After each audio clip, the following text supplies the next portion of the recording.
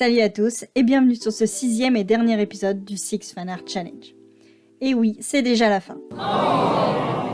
Malgré tout, entre vos propositions, la réalisation des illustrations, le montage des vidéos et leur sortie, cette aventure avec vous aura duré près de 3 mois. 3 mois. 3 mois. Et ouais, je sais, c'est long, hein. Mais pour finir ce challenge en beauté, j'ai choisi un personnage fort de sens à mes yeux, et je vous expliquerai pourquoi par la suite, mais pour l'heure, je vous laisse découvrir qui a l'honneur de clôturer le bal.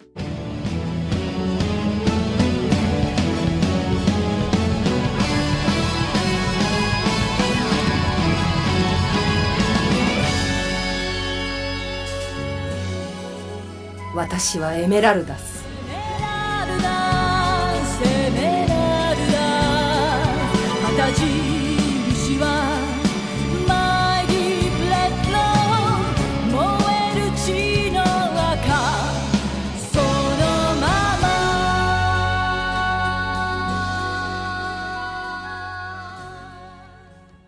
Si vous me connaissez, vous vous en doutiez, je ne pouvais pas passer à côté d'Emeraldas. J'espérais vraiment que quelqu'un me la propose pour tout vous dire. Alors merci à Amayumi Cosplay pour la proposition et le lien pour son compte est dans la description. Alors oui, je suis désolée si votre proposition n'a pas été retenue, mais il a fallu faire des choix et qui sait, si ça vous a plu, une deuxième édition pourrait voir le jour. Mais pas tout de suite, j'ai pas mal de projets sur le feu et il est vraiment temps que je m'y remette. Alors installez-vous confortablement pour ce dernier épisode, placé sous le signe de la liberté.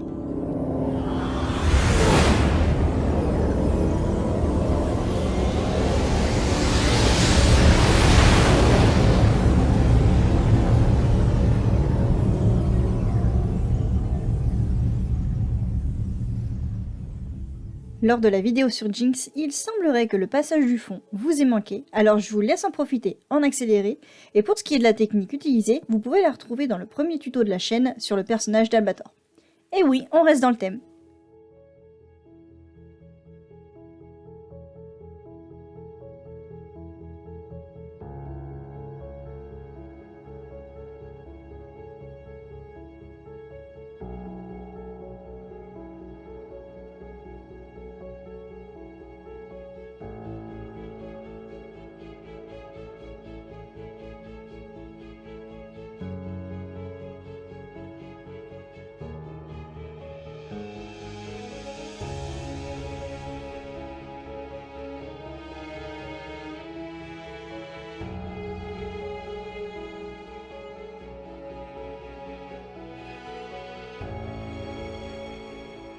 Et maintenant, faisons les présentations.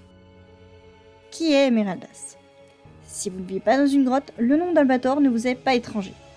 Il y a des œuvres qui vous marquent pour une vie, et l'univers de Leiji Matsumoto en est le parfait exemple. Emeraldas n'est ni plus ni moins que l'alter ego féminin d'Albator et la bien-aimée du plus incroyable ingénieur qui soit, Toshiro Oyama.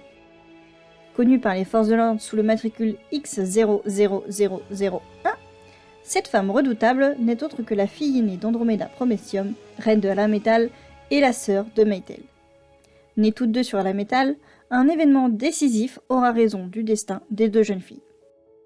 En effet, leur planète se retrouvera déviée de sa trajectoire par un événement cosmique qui aura pour conséquence de plonger Alametal dans un hiver éternel.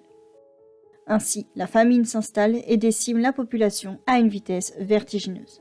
C'est alors que la reine Andromeda prendra la décision, sous conseil d'Ardgeir, de faire de son peuple des androïdes. Première à subir l'opération, la mécanisation forcée prend de l'ampleur grâce à son exemple. Mais plus le temps passe, plus la reine perd l'esprit et tente en vain de sauter la vie. Dans un élan de lucidité, elle conseillera à ses filles de fuir et leur somme de revenir un jour pour détruire leur planète. Les deux sœurs désormais exilées suivront chacune leur voie. L'une à bord du Galaxy Express 999 et l'autre à bord du Queen Emeraldas, un mystérieux vaisseau vieux de 1000 ans qui choisit l'aîné comme capitaine. Emeraldas poursuivra alors sa route seule jusqu'à sa rencontre avec Albator et Toshiro. Ensemble, ils lutteront sous l'étendard de la liberté, devenant les hors-la-loi les plus redoutés de l'univers.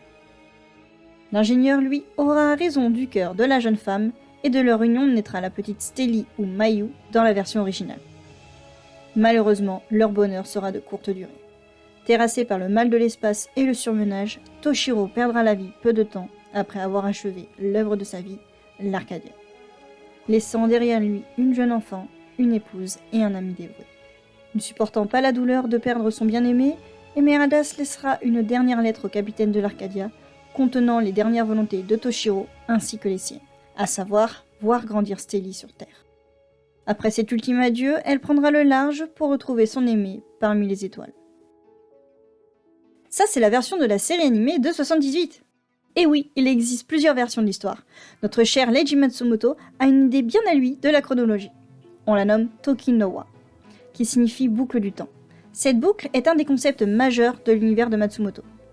Concept qui permet entre autres de s'affranchir des contraintes chronologiques et de cohérence, ce qui lui laisse une grande liberté dans les thèmes et histoires mettant en scène ses personnages. Ainsi, la Emeraldas de la série originale n'est pas forcément la même que celle de Queen Emeraldas. Les héros de Matsumoto peuvent donc vivre toutes sortes d'aventures n'ayant aucun rapport chronologique entre elles. Mais les valeurs incarnées par les personnages et les grandes lignes de leur destinée, elles, restent inchangées. Alors j'espère ne pas vous avoir trop perdu. N'espérez pas une chronologie linéaire en plongeant dans l'œuvre de Matsumoto.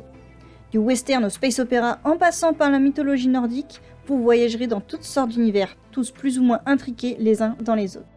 Et personnellement, c'est ce qui m'a énormément plu dans son œuvre.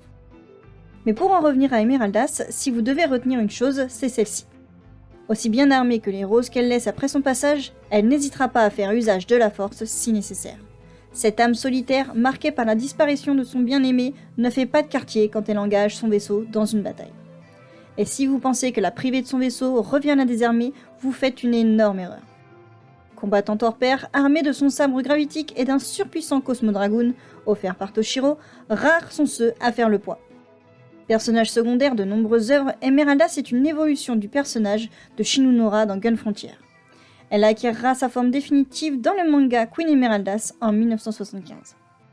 Malheureusement pour la Belle Rousse, la série d'OAV Queen Emeraldas ne comptera que 4 épisodes sans réelle fin. On retrouvera cependant son tempérament de feu dans le personnage de Bainas, tiré de la série Ozuma sortie en 2012, première série signée Leiji après 5 ans d'attente. Et instant anecdote. Savez-vous d'où vient ce nom d'Emeraldas ? Leiji Matsumoto l'aurait choisi d'après le mot anglais désignant l'émeraude. Bizarre pour une femme tout de rouge vêtue, non ? Le mangaka aurait tout simplement confondu les mots émeraude et rubis et avoué qu'Emeraldas sonne largement mieux, malgré que sa couleur de prédilection ne soit pas en adéquation avec celle de la pierre. Et si vous voulez en apprendre davantage sur l'univers de Leiji Matsumoto, je vous invite à visiter le forum Tokinowa du Webring Leiji francophone.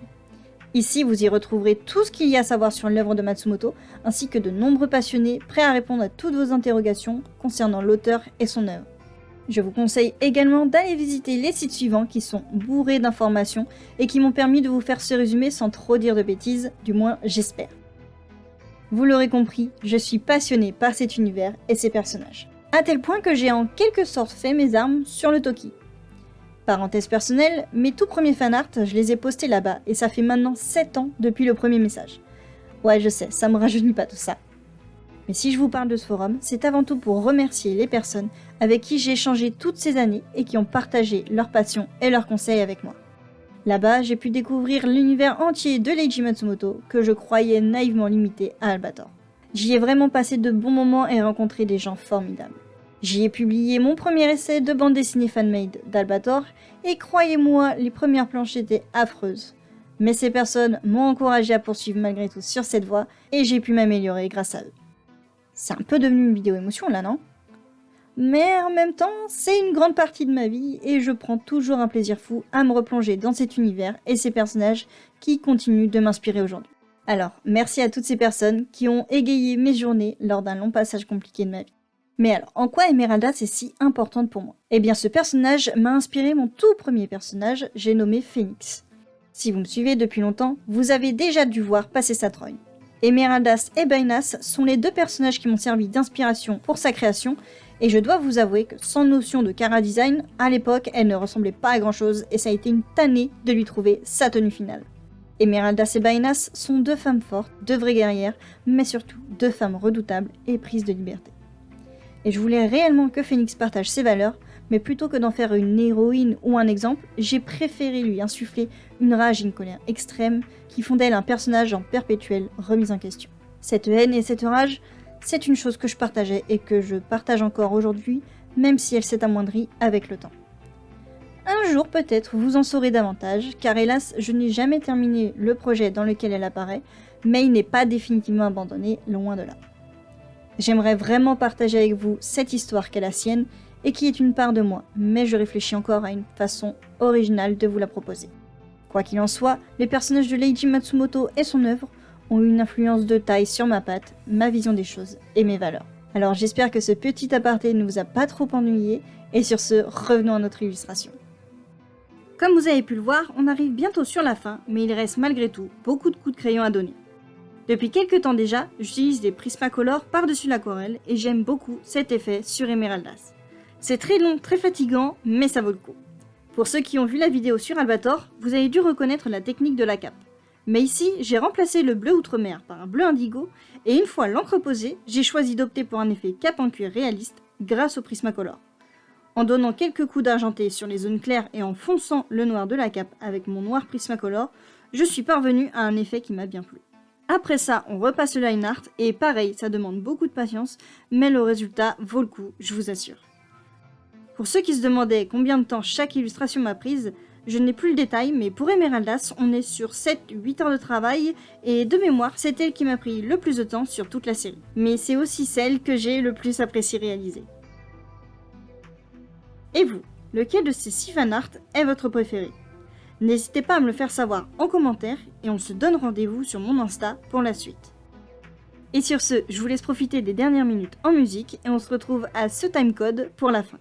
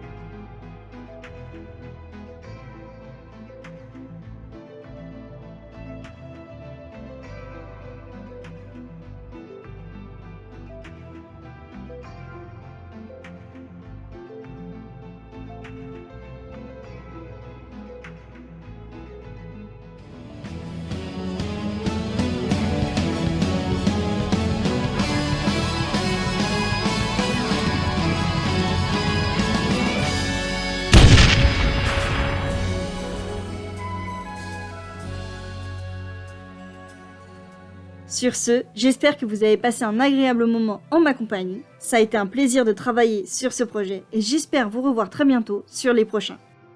Et en parlant de nouveaux projets, j'ai récemment ouvert ma page Tipeee, alors si vous souhaitez me soutenir, on se retrouve là-bas. Vidéos, illustrations en avant-première, print et originaux, il y en a pour tous les goûts. C'était Arzohora et je déclare ce Six Fan Art Challenge terminé. Je vous dis à très bientôt et merci d'avoir suivi cette aventure avec moi. Bye!